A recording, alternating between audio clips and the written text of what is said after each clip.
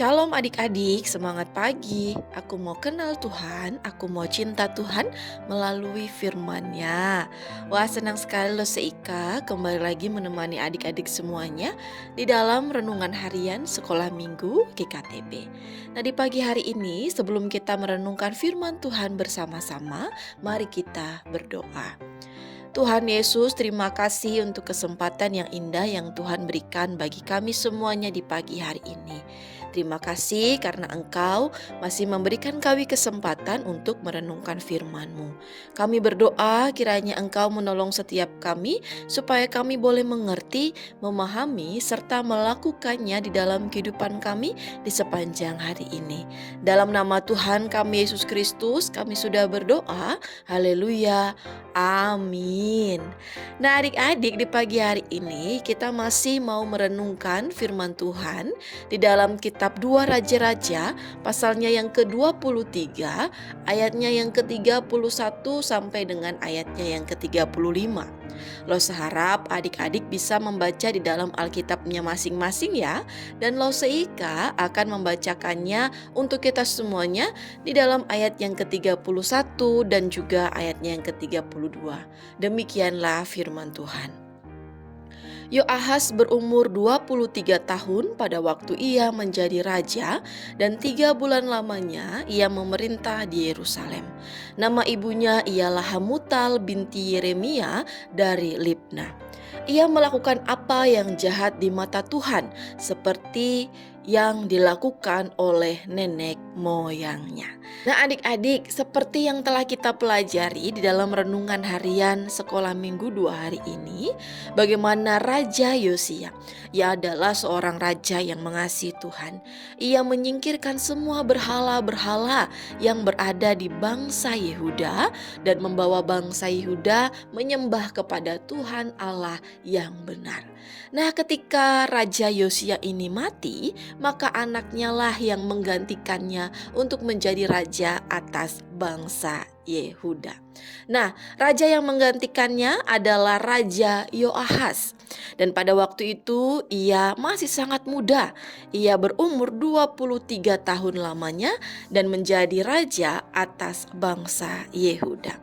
Nah, adik-adik, perlu untuk kita ketahui ya, sekalipun ayahnya yaitu Raja Yosia ini adalah raja yang mengasihi Tuhan, raja yang melakukan apa yang menjadi perintah Tuhan, ternyata Raja Yoahas ini, anaknya ini, ia melakukan apa yang jahat di mata Tuhan. Ia tidak seperti ayahnya, ia tidak seperti Raja Yosia yang melakukan apa yang berkenan di hadapan Tuhan. Oleh karena itu, di dalam masa pemerintahan Raja Yoahas, Tuhan tidak berkenan atasnya. Dan kalau kita baca di dalam firman Tuhan tadi, Raja Yoahas memimpin bangsa Yehuda ini dalam waktu yang singkat, yaitu 3 bulan lamanya. Nah, selain daripada itu, karena Raja Yoahas ini melakukan apa yang jahat di mata Tuhan, maka Tuhan memakai Firaun Neko untuk menghukum bangsa Yehuda.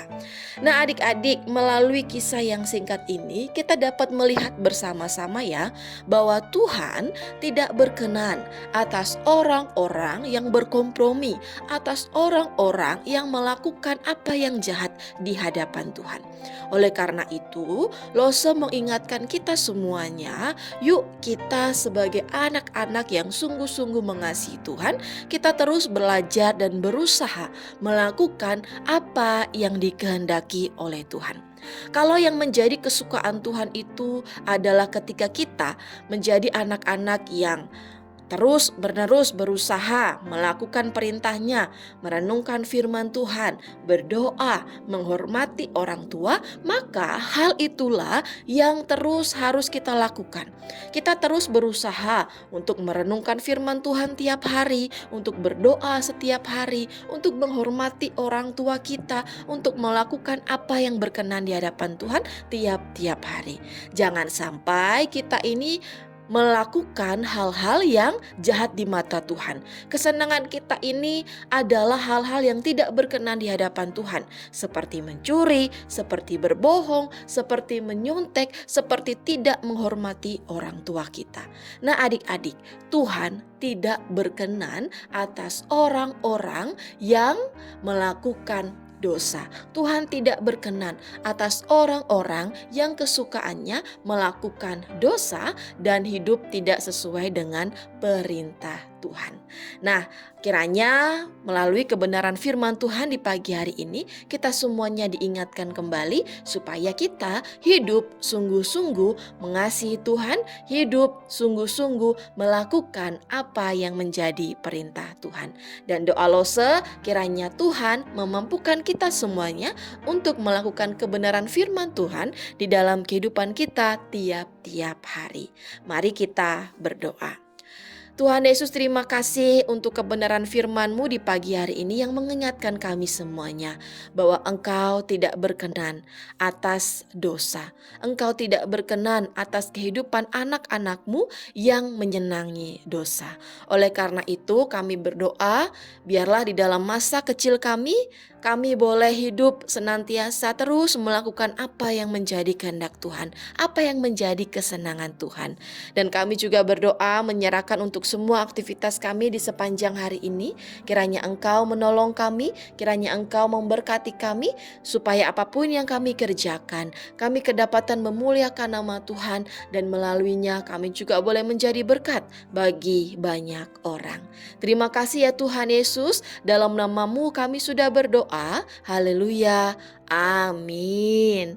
Nah, adik-adik, sekian dulu renungan firman Tuhan di pagi hari ini ya. Sampai ketemu di dalam renungan-renungan harian selanjutnya. Bye-bye adik-adik.